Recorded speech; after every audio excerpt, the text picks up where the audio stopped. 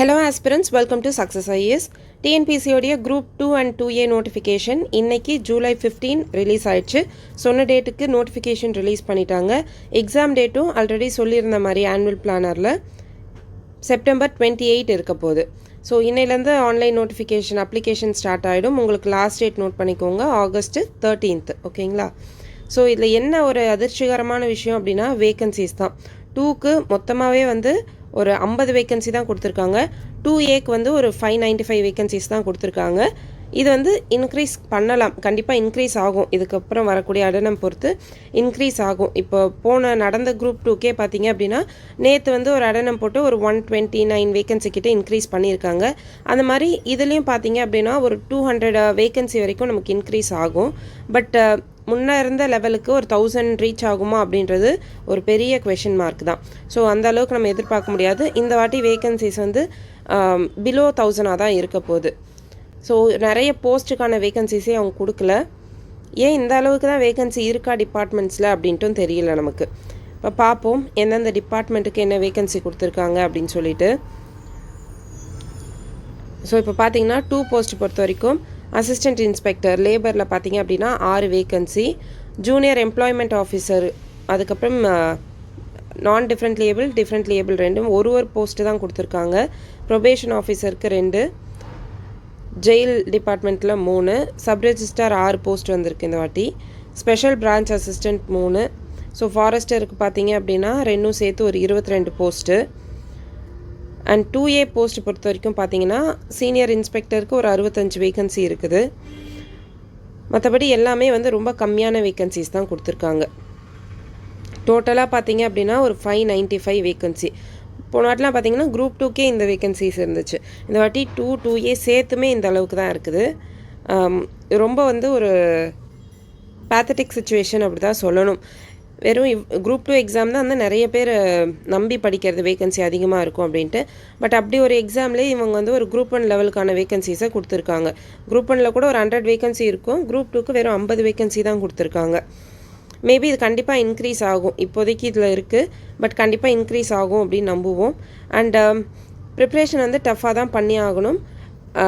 Vacancy கம்மியாக இருக்கிறதுனால cut off marks ரொம்பவே அதிகமாக தான் இருக்க போகுது. அதனால் ரொம்ப நல்லா படிக்கிறவங்க மட்டும்தான் உள்ளே போக முடியும். சிலபஸ் பேட்டர்ன் மாறி இருக்குது, லாங்குவேஜ் பேப்பரோடைய சிலபஸ் மாறி இருக்குது, அண்ட் டைப் ஆஃப் கொஷின்ஸ் மாறி இருக்குது. அதனால் சிலபஸில் இருக்கிறதுக்கு எல்லா சோர்ஸுமே நம்ம படித்தாகணும். புக் சோர்ஸ் மட்டும் போதும் அப்படின்ட்டு இனிமேல் லிமிட் பண்ணவே முடியாது. ஓகேங்களா? So scheme of the examination பார்த்துக்கோங்க. இதில் எந்த மாற்றமும் இல்லை, சேம் தான். OMR டைப்பில் தான் வைக்க போகிறாங்க. Means descriptive. ஃபார் 2Aக்கு CBT மோடு கொண்டு வந்திருக்காங்க. நீங்கள் பாருங்கள், தமிழ் எலிஜிபிலிட்டி மெத்தட் அவங்க போடல. பட் இதுக்கு அவங்க கம்ப்யூட்டர் பேஸ்டு போன வாட்டியே 2A மெயின்ஸுக்கு அவங்க CBT கொண்டு வர்றதா இருந்தாங்க. பட் அகைன் OMRக்கு மாற்றிட்டாங்க. பட் இந்த டைம் CBTயில் 2A நடக்கும் அப்படின்னு சொல்லியிருக்காங்க. குரூப் 2A மெயின்ஸ் எக்ஸாம் பேட்டர்னில் ஒரு முக்கியமான சேஞ்சஸ் பண்ணியிருக்காங்க. அது என்னன்னு பார்த்தீங்க அப்படின்னா, லாங்குவேஜ் பார்ட் முன்னாடி இருந்துச்சு. 100 question general Tamil or general English group 2A மெயின்ஸில் இருந்துச்சு. பட் இந்த வாட்டி அந்த பேட்டர்னை தூக்கிட்டு உங்களுக்கு டிஸ்கிரிப்டிவாக நீங்கள் தமிழ் எலிஜிபிலிட்டி டெஸ்ட் எழுதுவீங்க. அண்ட் இந்த பேப்பர் பார்த்தீங்க அப்படின்னா 200 கொஷின்ஸ் கேட்க போகிறாங்க. அதில் 150 உங்களுக்கு GS ஜென்ரல் ஸ்டடீஸ் பார்ட்லேயும், 50 ரீசனிங், அதாவது ஆப்டிடியூட் அண்ட் ரீசனிங்லேருந்து 50 கொஷின்ஸ். 200 கொஷின் உங்களுக்கு லாங்குவேஜ் இல்லாமல் இருக்க போது. இது ஒரு நல்ல மூவ் தான். ஏன்னா ஜென்ரல் தமிழுக்கு ஒரு மாதிரி கேட்குறது, ஜென்ரல் இங்கிலீஷ்க்கு ஒரு மாதிரி கேட்குறது, இந்த மாதிரி பயாஸ்ட் இல்லாமல் மெயின்ஸ் பொறுத்த வரைக்கும் கரெக்டாக பண்ணியிருக்காங்க. ப்ரிலிம்ஸ்லேயும் மேபி அப்படி பண்ணாலே நல்லாயிருக்கும். ஏன்னா ஜென்ரல் தமிழ் ஜென்ரல் இங்கிலீஷ் வச்சு தான் நிறைய ஒரு பயாஸ்டாக போயிட்டுருக்க மாதிரி. ஏன்னா ஒரே ஈக்குவலாக இருக்க மாட்டேங்குது. இவங்களால 95 கொஷின் போட முடியுதுன்னா இவங்களாலையும் 95 கொஷின் போட முடியணும். அந்த மாதிரி ஈக்குவலான கொஷின் செட்டிங்காக கொண்டு வர முடியல அப்படின்னா அப்போ அந்த லாங்குவேஜ் பேப்பர் வைக்கிறதுக்கான ஒரு இதுவே இல்லைல்ல, ஒரு ஸ்டாண்டே வேணாம்ல. ஸோ எல்லாருக்கும் ஈக்குவலாக இந்த மாதிரி பண்ணிட்டு போகிறதே நல்லா தான் இருக்கும். ஸோ பார்ப்போம் எப்படி பண்ணுறாங்கன்ட்டு. ஸோ இதான் நோட்டிஃபிகேஷனில் கொடுத்துருக்க டீட்டெயில்ஸு. அதுக்கப்புறம் ஹவு டு அப்ளை கொடுத்துருக்காங்க. ஸோ நோட்டிஃபிகேஷனில் நம்ம பெருசாக எதிர்பார்த்த அளவுக்கு எதுவுமே இல்லை. நோட்டிஃபிகேஷன் தான் டைமுக்கு வந்திருக்குது. பார்ப்போம், வெயிட் பண்ணி பார்ப்போம். இதுக்கப்புறம் அடனம் கண்டிப்பாக ரிலீஸ் ஆகும். என்னோடய கெஸ் படி ஒரு மோர் தென் 700 to 800 போகும். 1000 டச் ஆகிறது ஒரு பெரிய கொஷின் மார்க் தான்.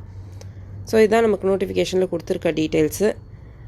இந்த நோட்டிஃபிகேஷன் வந்து நம்ம டெலகிராம் குரூப்பில் ஷேர் பண்ணுறேன், இல்லை உங்களுக்கு டிஎன்பிசி வெப்சைட்டில் இருக்கும், டவுன்லோட் பண்ணி பார்த்துக்கோங்க. சிலபஸ் படி படிக்க ஸ்டார்ட் பண்ணிவிடுங்க. வேறு எதுவும் இதில் சொல்கிற மாதிரி இல்லை. Wish you all success in life. Thank you.